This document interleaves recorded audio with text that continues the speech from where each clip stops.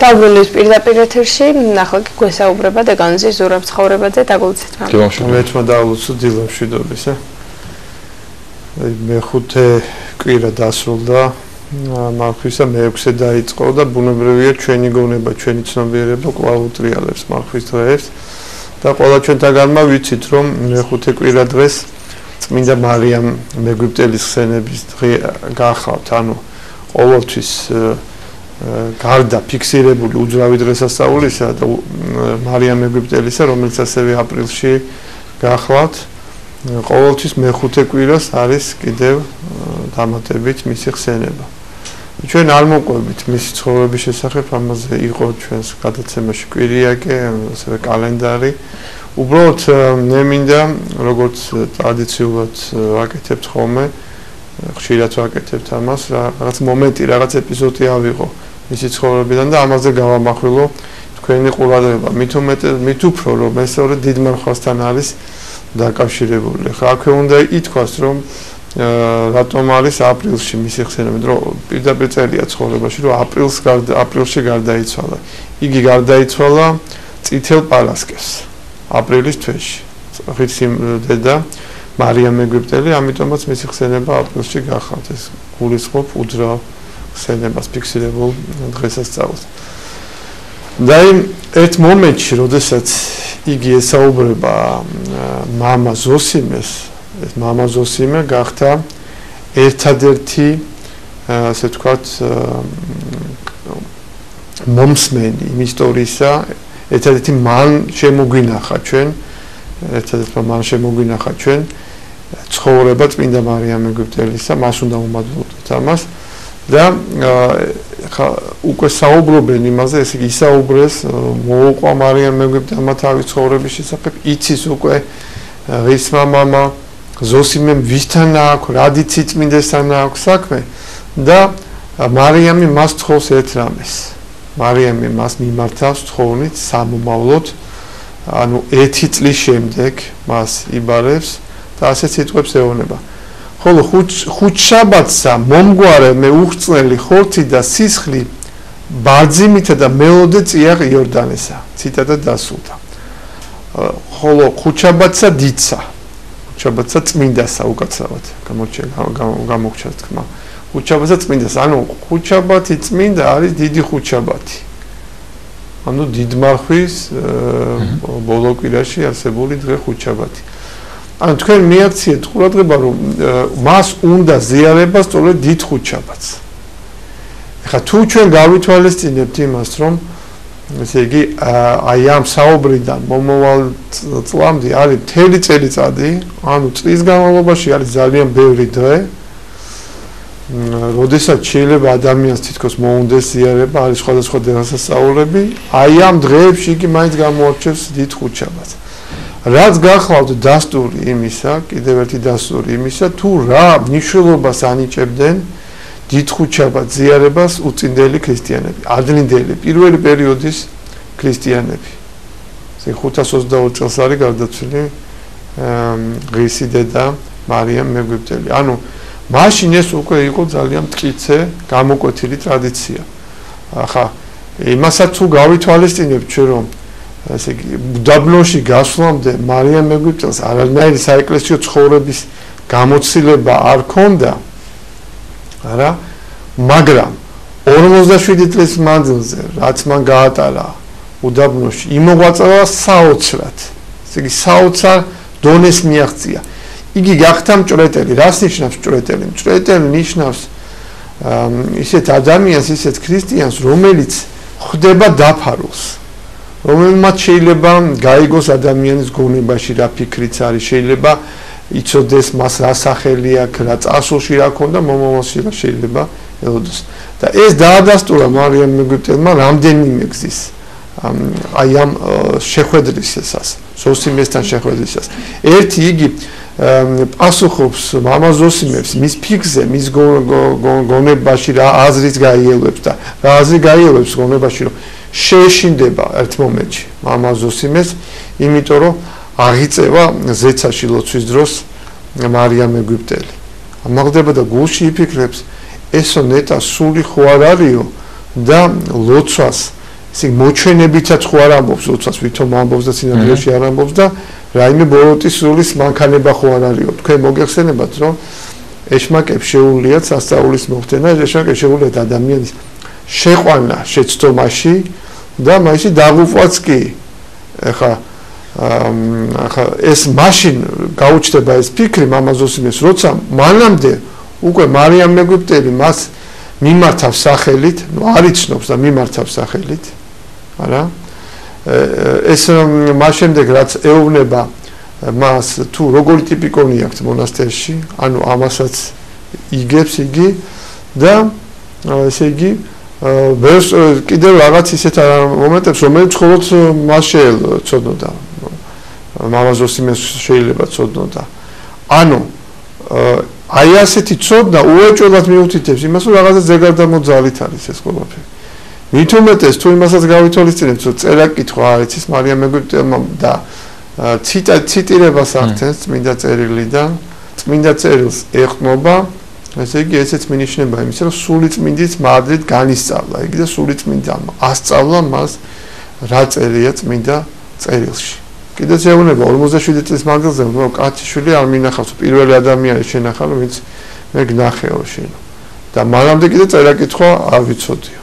და რომ ცოდნოდა წერა-კითხვა მისი ცხოვრების წესიდან გამომდინარე, საერთოდ არ აინტერესებდა მას წმინდა წერილი უწინ და სულ სხვა ცხოვრებით იყო დაკავებული.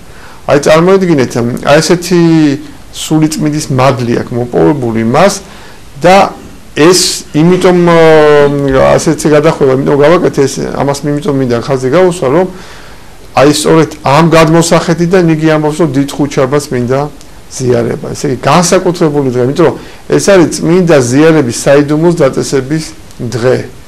და ამიტომაც იყო, რომ ძველთაგანვე ქრისტიანები ეზიარებოდნენ ამ დღეს და თითქმის ყველა ქრისტიანი ცდილობდა, რომ ზიარებულიყო. ესე იგი არანაკლები სურვილი ჰქონდათ ვიდრე აღდგომა ზიარებისა, დიდ ხუთშაბათს ზიარებისა.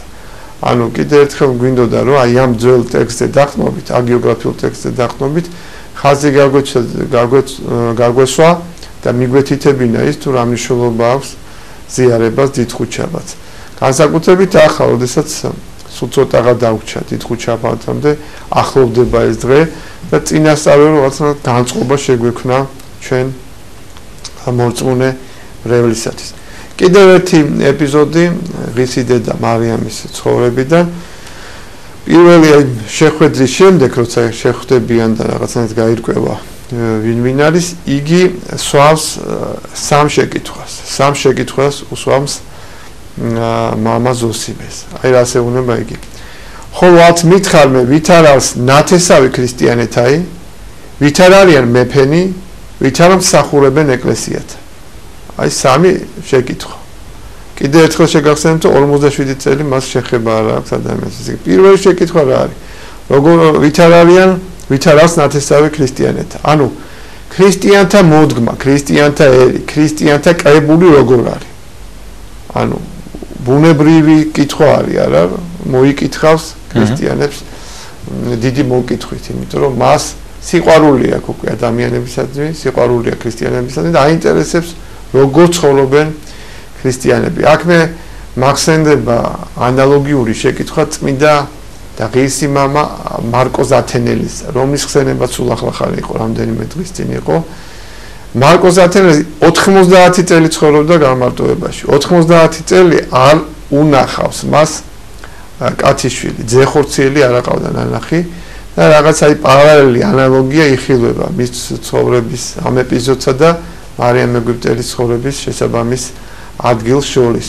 იქაც 90 წლის მოღვაწეობის შემდეგ უფალს რადგან არ უნდა რომ მისი ღვაწლი დაიმალოს, საოცარი ღვაწლი, აი მართლაც გასაოცარი ღვაწლი, მასთან გააგზავნის სასწაულებრივი გამოცხადებით ღირს მამა სერაპიონს, რომელსაც ასწავლის, სად უნდა იაროს, როგორ უნდა მივიდეს, როგორ უნდა გადაადგილდეს, რათა მიაღწიოს და ნახოს მარკოს ათენელი და მარკოზიც იქ ამ კითხვას სვავს. მარკოზი ესეთ კითხვას სვავს, რომ როგორ ახართ ერთში ქრისტიან რა შვებიან ადამიანები. ანუ ეს კითხვა არ არის რიტორიკული კითხვა, არ არის ეს კითხვა კითხვის გამო. როცა უცნობ ადამიანს შეხვდები და რაღაცა უნდა კითხო, არა. ესე არ არის. ეს არის სიყვარულის გამოვლენა ადამიანის მიმართ. როგორც მარიამ ეგვიპტელი ავლენს სიყვარულს ქრისტიანების მიმართ ზოგადად, რომ აი როგორ ახარ თქვენ, რას შვებით არა? აინტერესებს და ტკივა მათი ცხოვრება, ესე მარკოს ათენელი აი ამ სიყვარულს გამოხატავს და ამას ამბობს. აქვე მახან გადახვევა გავაკეთეთ, კიდე ცოტა გავაგრძელებ ამ გადახვევას და მინდა ესეთი რამე ვთქვა, რომ ამ კითხვაზე ღირსი მამა სერაპიონი პასუხობს წმინდა მარკოს ასეთ რამეს, რომ რა გვიშავს, მაგრამ ავადმყოფობები გამრავლდა ერში, და ხა უკვე გაკურებულია წმინდა მარკოსი და ეუბნება, კი მაგრამ რა არისო ამაზე ადვინიო, მოიწვიეთო, მგლებიო, აკურთხებინეთო, ზეთიო, სხეთო და განკურნეთო. ეს ზეთის მგლების მოწვევა და კურნება ეს იაკობ მოციქულის ეპისტოლეში რომ არის, რომ თუ ვინმე უცუდად გახცეთო, ხუთესი მოიწვიეთო და აკურთხებინეთ. ეს გახლავთ არაჩვეულებრივი ზეთის კურთხევა, არამედ სწორედ 7 გზის ზეთის კურთხევა, რომელსაც აი ახლა სწორედ რომელსაც ეხა ატარებენ ხოლმე სასულიერო პირები დიდ მარხვის დღეებში და თქვენ ხედავთ რამხელა ძალა აქვს ამ კურნებას, რამხელა კურნების ძალა აქვს ამას. იაკობ მოციქული ამას გვეუბნება, მარკო ზათანელი ამას გვიდასტურებს და ბევრი სხვა შემთხვევები. ახლა სასწაულებით მოგთარა, აი ჩვენ ორი კვირის წინ რომ საუბრობდით, აქ მაშინაც ვახსენეთ ზეთისხების საიდუმლოს ძალა, როდესაც აღნიშნეთ, რომ ღირსი წმინდა მდელთავარ იოანე მანგლელის წმინდა ნაწილების თქვევის შემდეგ გიორგი მეფის მდგომარეობა გაუმჯობესდაო, ანუ უკეთესად გახდაო და მერეო ზეთი აკურთხესო, ზეთისხესო, კიდევ უფრო მეტად გამომჯობინდაო. ანუ ეს მაგალითები არის. აი ასეთი რამ ამას ხას უსვამს, ამ საიდუმლოს ხას უსვამს მარკოს ათენელი. მაგრამ დაუბრუნდეთ ახლა ისე მარიამ ეგვიპტელის ცხოვრებას, ანუ იგი მოიკითხავს ქრისტიანს, შემდეგ ხდება მოკითხვა მეფეთა. ვით არიან მეფენი? ანუ კიდევ ერთხელ ხაზგასმა, რომ აი მაინც ღვთისკურთხეული, მირონცხებული მეფის ინსტიტუცია რამდენად მნიშვნელოვანია და ვითა მსახურებენ ეკლესიათ, ანუ როგორ ხდება მსახურება ეკლესიაში. ანუ ეკლესიის მსახურება ნიშნავს, ესე შეიძლება გავიგოთ, რომ სასულიერო პირები როგორ ემსახურებიან ეკლესიას და ასევე ალბათ საერო პირებიც როგორ ემსახურებიან ეკლესიას. ეს სამი მომენტი გამოყომა აი ამ თავის შეკითხვაში და ამით ამოწურავთ რაღაც მოკითხვა შეიძლება ითქვას მთელი კაცობრიობის. აი ესეთი ეპიზოდები არის ძალიან საინტერესო. უნდა ითქვას, რომ ყოველი სიტყვა მაგიოგრაფიულ ნაწარმოებში, ყოველი სიტყვა არის ძალიან ღრმა, დატვირთული და ძალიან საინტერესო დასკვნების გაკეთების საშუალებას გვიტოვებს ჩვენ, თუ კი მას ყურადღებით წავიკითხავთ. ასევე ყურადღებით უნდა წავიკითხოთ ჩვენი ქართული აგიოგრაფიული თხზულებები, უშუალოდ ქართულ წმინდანთა თხზულებები, იმიტომ რომ გავიგოთ და ჩავწვდეთ ას საქართველოს მართლმადიდებელი ეკლესიისა ქართული ქრისტიანობის და ქართულს ბჭყალებში რომ ქრისტიანობა ზოგადია, მაგრამ ჩვენ ვამბობთ აი იმ გაგებით რომ აი რა წვლილი შეიტანა ზოგადად ქრისტიანობაში ქართულმა სამყარომ და ჩვენმა წმინდანებმა. და ამასთან დაკავშირებით მინდა თქვენი ყურადღება მივაქციო წმინდანების ცხოვრებას, რომლებიც იწოდებიან ქვაბთახევის მონასტერში მოწამეობრივად აღსრულებულ წმინდანებად. მათი ხსენება არის ხვალინდელ დღეს. ეხლა ქვაბთახევის მონასტერში ეს მარტვილური აქტი აღესრულა 1384 წელს. ესე იგი მე-14 საუკუნის უკვე ბოლოსკენ, როდესაც საქართველოში თარეშობს უკვე თემურ ლენგი, ძალიან მძიმე სიტუაცია არის.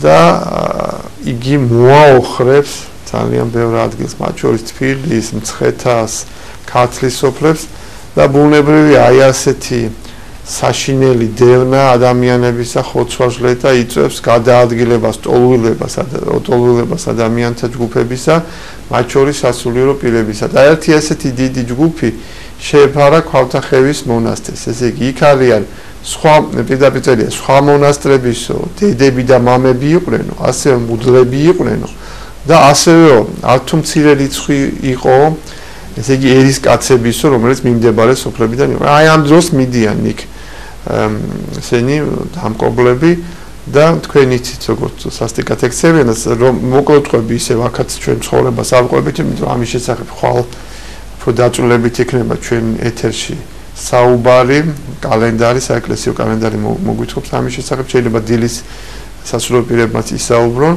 ხოლო თუ ვიტყვით რომ ესე იგი შეყრიან ტაძარში ყველა ამათ და შემოუნთებენ ცეცხლს და ცეცხლი საშინელი ცეცხლი აღიგზნება. ესე იგი ისეთი საშინელი ტრიალი იყოს ცეცხლის და გზნებარება რომ მთები ეკოს გამოსცემდნენ. იქვე ახლოს გორაკებია და მთები არის. მაგრამ აი ცხოვრების აღწერი ახლა რა პარალელს ატარებს აი ამ ქალთახევის მონასტრის ამბავსა და ბიბლიურ ძველი აღთქმის ამბავს შორის. იგი იხსენებს ესე იგი ბაბილონის, გოდოლის, უყურած ბაბილონში გადასახლებული ებრაელობის პერიოდში, როდესაც სამი ყმა დიდ ღუმელში, ანუ ძველ ქართულად დიდ სახმელში რო შეყრის მას მეფე ბაბილონის და რათა დაწვას იგი სწორედ სარწმუნოების ესე იგი სარწმუნოებრივი პრობლემის გამო თუ ასე შეიძლება ითქვას, იმიტომ რომ არ იღებენ ესენი მათ არ უჯერებენ მეფეს იმაში, რაც შეურაცხყოფს და უკუაგდებს მათ სარწმუნოებას, ხო? და იქ უფალი დაიფარავს ამ სამყმას, ცეცხლი ვერ დაწვავს მას. ამ სამყმას ვერ დაწვავს, ანგელოზი არის მასთან ერთად და გამოიყვანს და გადაარჩენს. და ნახეთ როგორი სიტყვები არის ესე იგი ნათქვამი ქალთახევის მონასტრის მოწამეთა ცხოვრებაში. ესეთ ხალდეათ, ანუ ბაბილონია რა ხალდეა. გარდა მოიგზნა ქართლად სახმილი ნივთითა მოზდილი. გარდა მოიგზნა.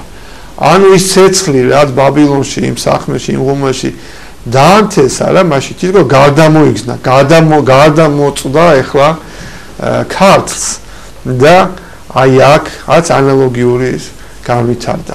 და ოღონდ აქ იმ განსხვავებით რომ აქ ახსრულება ხდება, მარტვილური ახსრულება ხდება, სალმონებს გალობდნენ სხვათა შორის მამები და დედები და ისინი ესე იგი იმ სალმონს გალობდნენ, სადაც ლაპარაკია რომ ისინი როგორც არიგნი ისე მსხვერპლი ისე არიან შეწირული და იქვე შედარებებია რომ როგორც ყოლა დასაწველი მსხვერპლია ძველად მაშინ რომ ყოლა დასაწველი მსხვერპლი ცხოველს მიიყვანდნენ რაღაც იმას და ის იწვებოდა ღვთის წინაშე და ეს ყოლა დასაწველი მსხვერპლი აი ასე აღიქონენ თვითონ ესენიც მოწამეებით თავისთავს და ასევე ავტორი ამ ცხოვრებისაც ასევე მათ მხრიდანაც არიან ისინი აღქმულები აი სხვა ადგილას წერეს სულნიგი ნეტანი ყოლა დასაწველი ესე ქვაბთახეველი მოწამენი ტარიგნი უბიჭონი ვერძნი ყოლა წმინდანი და დიაკეონი უმანკონი აი ასე ხდება მათი მოხსენიება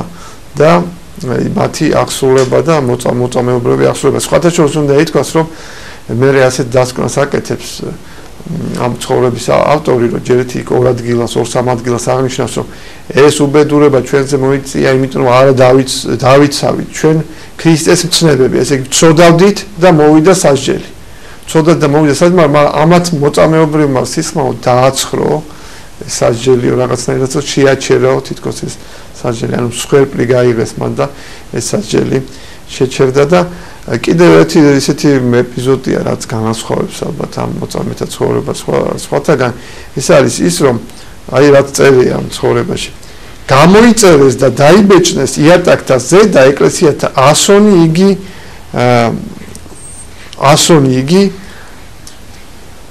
დამწვალთა მოწამეთანი ანუ ესე იგი თვითონ ანარეკლი მოხდა ამათი სხეულებისა თვითონ იატაკზე და როგორ ჩანს იქ თვითონ ტაძარში ანუ აღიბეჭდა ეს აღიბეჭდა და ნახეთ როგორ აგრძელებს მე იატაკი უცხოელნი ან უსულონი მათზე და დაბეჭილებითა დუმილით ქადაგებენ ესე იგი იატაკი ხო დუმარეა ანუ ქვარი უტყვიარი ხო მაგრამ იმიტომ რომ მათზე არის გამოსახული ეს დაბეჭდული ესე იგი ანაბეჭდი მოწამეთა ესე იგი აი ამ უსიტყვოდ აქცენენ ქადაგებას და განადიდებენ მოწამეების საოცარ ვაძს და საოცარ თავდადებას ქრისტესთვის და სამშობლოსაც აი სულ რამოდენიმე ეპიზოდი ვთქვით და გამხელა სიღრმეებიო და რამდენი კიდე შეგვეძლო გვესაუბრა ხო თქვენ წარმოედგინეთ მთელი ცხოვრება რო აიღო და ის სათითაოდ განეხილო რა მარგალიტებს სულიერ მარგალიტებს იპოვე მათში. დიდი მადლობა ამაზე რომ ბოლომში. მადლობა საინტერესო ოპისოდოს გასაუბრებლად ეკანოზე ზურაბ ცხოვრებას.